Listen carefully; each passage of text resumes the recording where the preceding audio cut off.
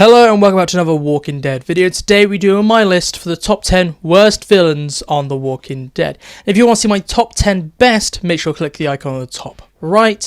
And just like last video, we are not doing villain groups, we are doing individual villains. That's big villains and also all the small villains of each individual arc. But before we get into this list, my honorable mention will have to be Sebastian. This is a character that had a lot of potential but was very much wasted, and he was just there to be a plot point for Pamela and her rise to supposed villainy. But other than that, he doesn't really add much to the arc, and he's more annoying than a real villain. So moving on to 10th place, and we have Pete. Pete was almost not on this list because what he represents is cool, that if Alexandria stayed the way it was, more people like Pete would come in and ruin Alexandria. However, Pete as a villain himself is not very threatening, and he's very low stakes as being one of two villains in this arc, and Pete's the one villain for Rick, and you have Nicholas for Glenn. And they definitely could have done a bit more with Pete, but they kept him very small scale, and I feel like that takes away from Pete a little bit, because maybe you could have used Pete to have some sort of rebellion arc in the Alexandrian safe zone, so you could have done a bit more with Pete. It's just Pete leaves you a bit lacking, as just when Rick finds out all this thing, Pete basically dies the next episode because Pete is stupid. So he deserves to be on this list, kinda, but you could either switch him out for Sebastian depending on the day. In 9th place we have Gavin, and he is the third major saviour in Negan's group, and he's really the only saviour that actually shows remorse for what's happening, and he's a very interesting character. However, as a villain, he is not very good. He is not scary at all. He just comes across as a bit of bumbling, where he's like, I'll just do what Negan says, even though I don't like it. I feel like they could have done a lot more with Gavin, give him a bigger arc than he had, and he's just on this list because of a waste of potential. You could have done so much more with the villain of Gavin, and just fleshed him out more. He is definitely the weakest of all the saviour villains. In 8th place has to be Carver, and the reason why he's here is because he is just evil for evil's sake. There is no depth to this character. We learn nothing of him. All we know is he's a Reaper, and he is Pope's right-hand man, basically. And that's all he does. He hates Maggie, he gets in a fight, and then he just gets quickly killed off just as he's introduced. Carver really adds nothing to the story, and you could have replaced Carver and had his role merged into maybe Pope and Leah. He's just a useless character. In 7th place has to be Jared, and he is just a really basic villain who is not complex at all in a show filled with complex villains. But the biggest issue with Jared is he just gets really annoying.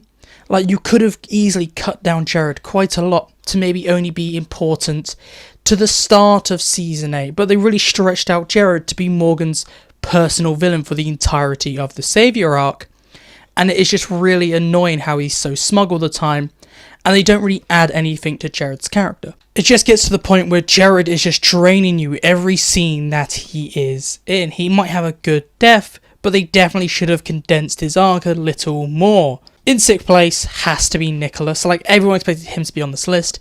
He is the most weasel villain we've had on The Walking Dead. A show filled with weasel-like characters like Gregory, but when Gregory's done right because he has some sort of backstory he's developed, Nicholas isn't. He's just a coward through and through, and there is no real payoff to Nicholas. He might off himself, but there's no satisfaction in Nicholas. Like, it's so annoying. They did go well with pairing him with Glenn. That definitely did improve him a little, because Glenn and Nicholas, they are definitely on the same power level, but they definitely should have done a bit more with him. And saying that Nicholas in the comics is completely different, he is a wasted villain because he turns into some sort of anti-hero or has some sort of redemption arc and eventually saves Rick in the comics, but in the show he just offs himself like that. It is just so sudden, and it completely drops his redemption arc that he would have throughout the Saviour War. In 5th place has to be Owen. I personally do not like the leader of the Wolves. Even though their build up to their big reveal is really cool throughout all of season 5, the Wolves and Owen himself are not very entertaining. His sole purpose is to make sure the No Way Out arc happens. That is Owen's whole thing, to make sure walkers attack Alexandria. Owen himself adds nothing to this, and then suddenly in his final episode, Owen just has a U-turn and becomes suddenly redeemed and tries to save people.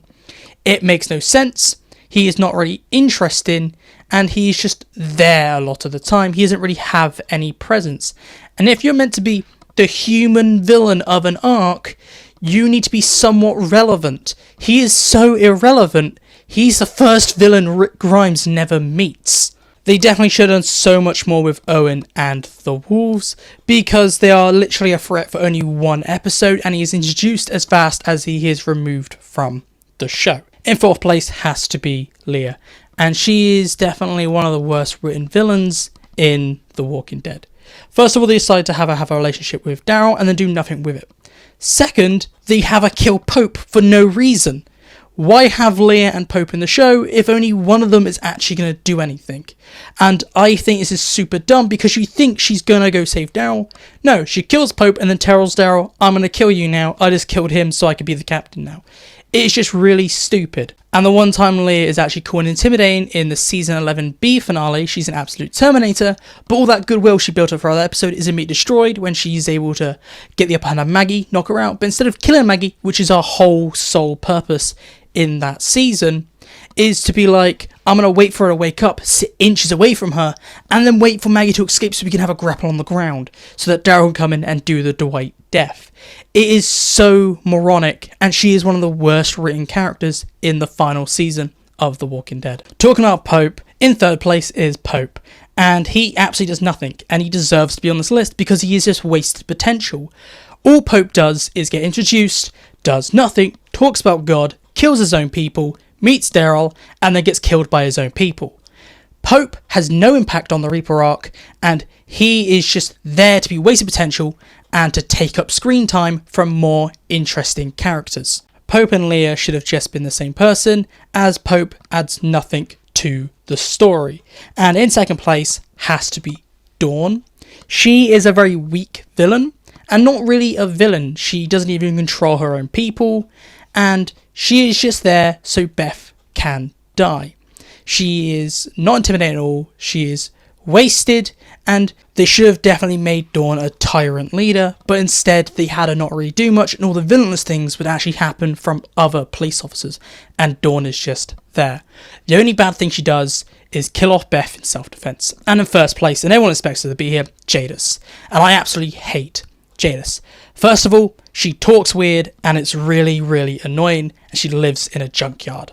Second of all, her story is super annoying and boring. Her plot is she flip-flops back from being on the good side to the bad side. Good side, bad side, and she's connected to the CRM.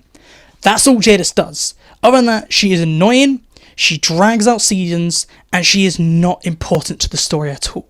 You can completely dump all of the Scavenger and Jadis plot lines in those seasons, and the story is exactly the same. Jadis has zero impact on the Savior arc, and what is the point of adding her as a villain in that already bloated arc filled with all these other villains? She is just such an annoying character and has to be the worst villain in The Walking Dead. And that is my list. So do you agree with my top 10 worst list, or do you disagree? And if you disagree, what is your list down below? I'd like to know your thoughts and opinions on everything Walking Dead down below. But make sure to like and subscribe to help out the channel and to keep updated with all Walking Dead content.